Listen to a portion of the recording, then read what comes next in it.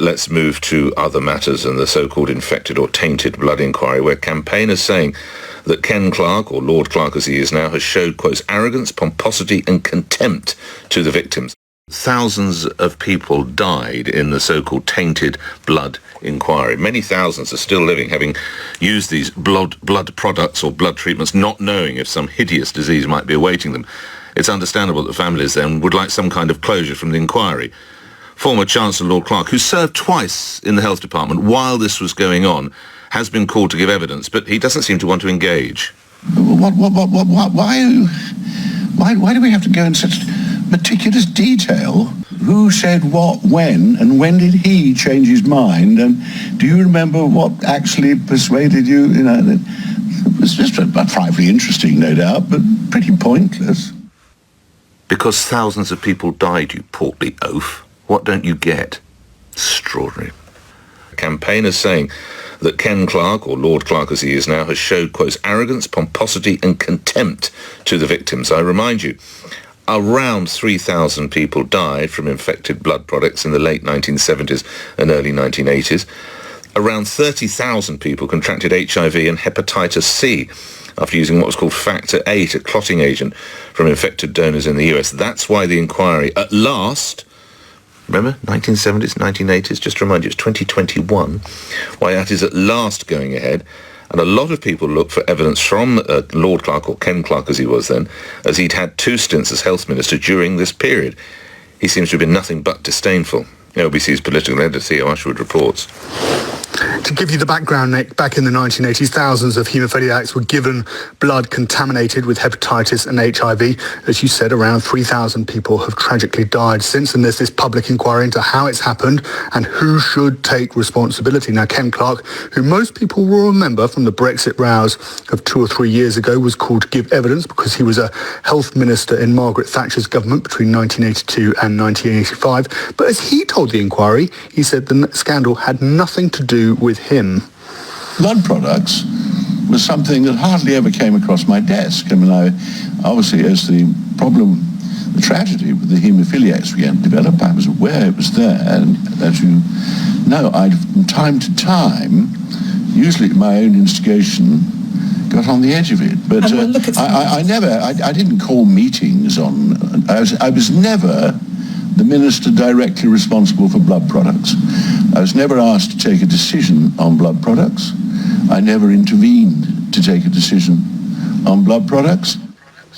Now, it is at this point that now Lord Clarke turned particularly cantankerous as he was repeatedly questioned by lead counsel Jenny Richards QC about his recollections of meetings when he was a minister.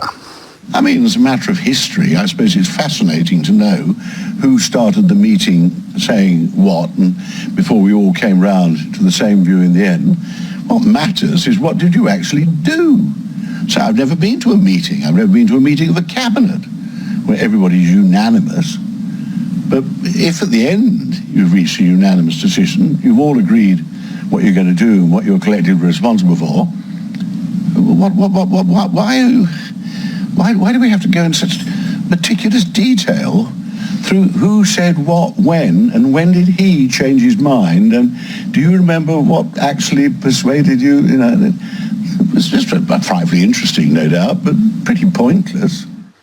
Lord Clarke is now 81 years old, but that did not stop the chairman of the inquiry, Sir Brian Langstaff, intervening at this point to tell the former arch Remainer to answer the questions that he was asked.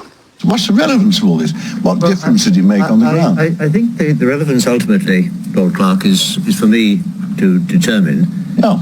If I think that the questions are unhelpful, then I'll indicate that. But in the moment, it would be helpful to me, I think, and we may get on a little bit more quickly if we just deal with the questions as they come and leave the motive or the purpose of asking the questions to council and anyway, the leaflet has been distributed and everybody's aware of this, and it's been given quite a lot of publicity.